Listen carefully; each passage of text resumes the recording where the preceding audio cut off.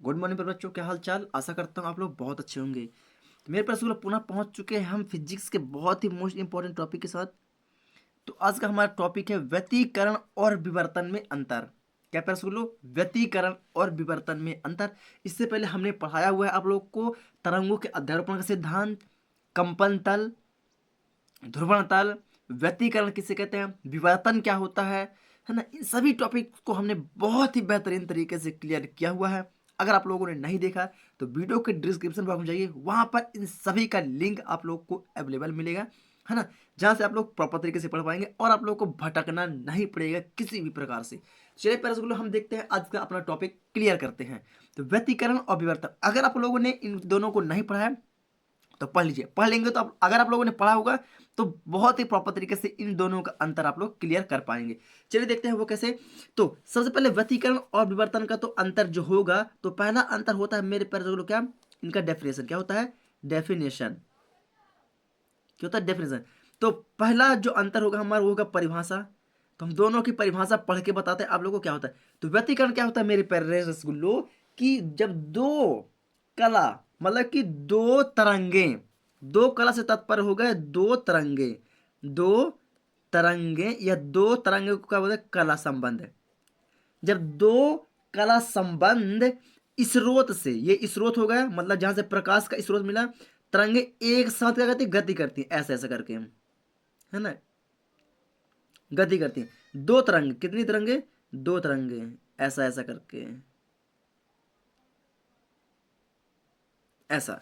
तो क्या बोलेंगे मेरे प्रश्नगुल्लो, कि जब दो कला संबंध या दो तरंगे स्रोत से आने वाली तरंगों का अध्यारोपण करती है, अध्यारोपण करती है मतलब कि ये ऊपर गई सरंग में गई, गर्त में गई, सरंग में गर्त गई, सरंग में गर्त गई, है ना। तो इनके अध्यारोपण के कारण इसके व्यतिकरण, व्यतिकरण प्रतिरूप का क्या होता है, निर्माण होता है। व्यतिकरण प्रतिरूप का निर्माण होता है और व्यतिकरण प्रतिरूप के निर्माण को ही हम क्या बोल देते हैं, व्यतिकरण। क्या बोल देते हैं पेरसगुलो, व्यतिकरण। सिंपल सा परिभाषा है मेरे पेरसगुलो, कि दो कला तरंगे या दो तरंगे या दो तरंगे आपस में एक साथ गति करें, गति करें या अध्यारोपण करें, और अध्यारोपण के बाद जिस श्रृंग और गर्त का निर्माण होता है उसी को हम बोल देते हैं क्या, व्यतिकरण। क्या बोलते हैं, उसी को हम बोलते देते हैं व्यतिकरण। आशा करता हूं आप लोग को पहला पॉइंट समझ चुके होंगे। अब बात करते हैं विवर्तन की। तो विवर्तन क्या होता है मेरे प्यारे रसगुल्लो, कि एक स्रोत, मतलब कि स्रोत मतलब कि जहां से प्रकाश निकलता है वो होता है टॉर्च। क्या होता है, टॉर्च। टॉर्च मतलब एक स्रोत तो क्या होगा, टॉर्च होगा। अब ये होगा, है ना। तो एक स्रोत के विभिन्न भाग, मतलब कि जब प्रकाश निकलता है टॉर्च से तो कहीं ऐसा भाग, कहीं ऐसा ऐसा। अब तो नहीं कि एक ही निकलता है, अलग अलग निकलता है ना। तो एक स्रोत के विभिन्न भाग से आने वाले तरंगों का अध्यारोपण, अध्यारोपण मतलब कि ये गई, ये प्रकाश, ये, है ना। तो मतलब किसी भाग से आने वाले तरंगों का अध्यारोपण, क्या, अध्यारोपण क्या कहलाता है मेरे प्यारे रसगुल्लो, विवर्तन कहलाता है, विवर्तन। एक ही प्रकाश स्रोत के विभिन्न भाग से आने वाले तरंगों का अध्यारोपण ही क्या कहलाता है मेरे प्यारे रसगुल्लो, विवर्तन कहलाता है। क्या कहलाता है, विवर्तन।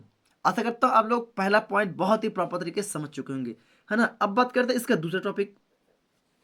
तो दूसरा टॉपिक क्या है मेरे प्यारे रसगुल्लो, कि सभी दीप्त बैंडों की तीव्रता एक समान होती है। मतलब कि ये जितना गति करती है ऊपर जाने में उतना ही गति करती है नीचे जाने में, उतना ऊपर नीचे, ऊपर नीचे, ऊपर नीचे। मतलब जितनी गति ऊपर जाने में होती है उतनी ही गति नीचे आने में होती है। मतलब ऊपर जाती है तो ऐसा नहीं होता है कि इसकी गति धीमी हो जाए, ऐसा कुछ भी नहीं है। जितना रफ्तार ऊपर जाने में उतना रफ्तार नीचे जाने में, ऊपर जाने में, मतलब इनकी गति में किसी भी प्रकार के परिवर्तन नहीं होता। तो क्या बोलेंगे, इनके सभी दीप्त बैंडों में, इनके सभी दीप्त बैंडों में तीव्रता क्या होती है, एक समान होती है। तीव्रता मतलब गति करने की जो क्षमता होती है क्या होती है, एक समान होती है। अब बात करते हैं इसके पैर रसगुल्लो।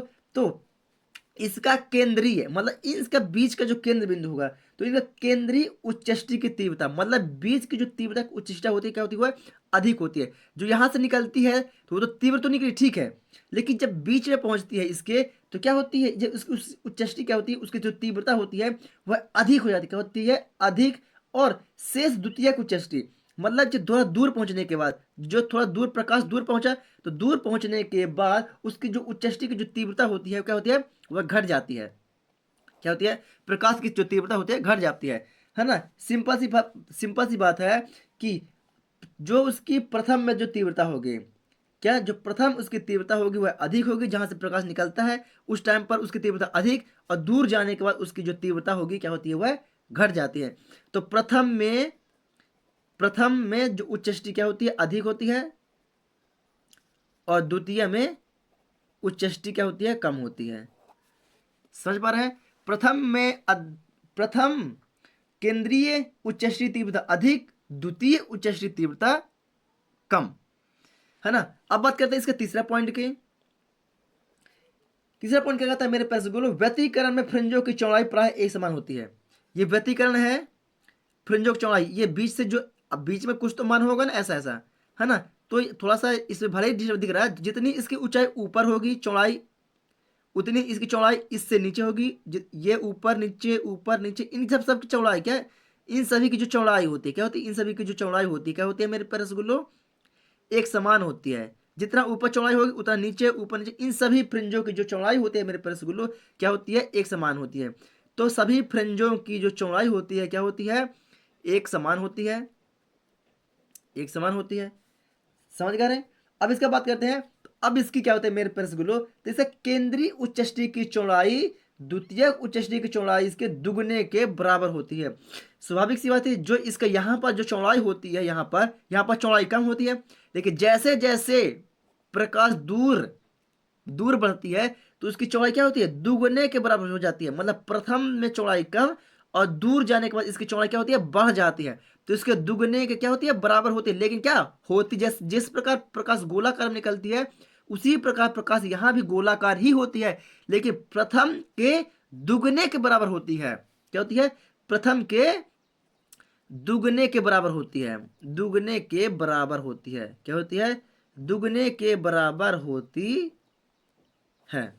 समझ पा रहे हैं प्यारे बच्चों, यस समझ पा रहे हैं, तो बहुत ही बेहतरीन तरीके से आप लोग पढ़ सकेंगे। चलिए अब इसका अंतिम और लास्ट बचता है चौथा टॉपिक इसका।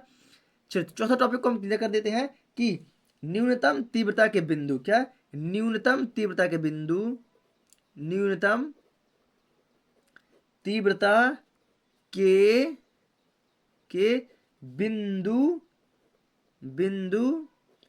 पूर्णतया क्या होते हैं, काले होते हैं, काले होते हैं, अर्थात विपर्न्यास क्या होता है, विपर्न्यास अच्छा होता है। क्या होता है, अच्छा होता है। न्यूनतम तीव्रता के बिंदु पूर्णतः काले होते हैं, अर्थात विपर्न्यास उनका अच्छा होता है। अब इसकी बात करते हैं, तो इसका न्यूनतम तीव्रता के बिंदु पूर्णतः काले नहीं होते हैं, पूर्णतः काले नहीं होते हैं, अर्थात विपर्न्यास अच्छा नहीं होता है। आशा करते हैं प्यारे बच्चों आप लोग को ये चीज बहुत ही प्रॉपर तरीके से समझ में आ गई होगी। समझ में आई तो हमारे रिस्क स्टडी यूट्यूब चैनल को सब्सक्राइब करके बेल आइकन को दबा लें। चलिए ये रहा हमारा व्यतिकरण और विवर्तन में अंतर। आप लोग फटाफट पहला टॉपिक को स्क्रीनशॉट ले सकते हैं या इसी वीडियो को रोक के लिख सकते हैं, है ना। चलिए अब बात करते हैं इसका दूसरा टॉपिक, मतलब कि दूसरा वाला पॉइंट और तीसरा पॉइंट। यस दूसरा पॉइंट और तीसरा पॉइंट आप लोग को दिखाई दे रहा है, तो प्रॉपर तरीके से आप लोग दूसरे पॉइंट को तीसरे पॉइंट को वीडियो को रोक के लिख सकते हैं। चलिए लिख लिए अब आप लोग दूसरा तीसरा पॉइंट को लिख लिए। अब बात करते हैं इसके चौथे पॉइंट की, तो ये रहा हमारा इसका चौथा पॉइंट। चलिए प्यारे स्कूलों अगर आप लोग को चौथा पॉइंट पसंद आया तो वीडियो को लाइक करें, चैनल पर नए तो चैनल को सब्सक्राइब करके बेल आइकन को दबा लें। मैं मिलता हूँ आप लोग को एक न्यू वीडियो के साथ, तब तक के लिए जय हिंद।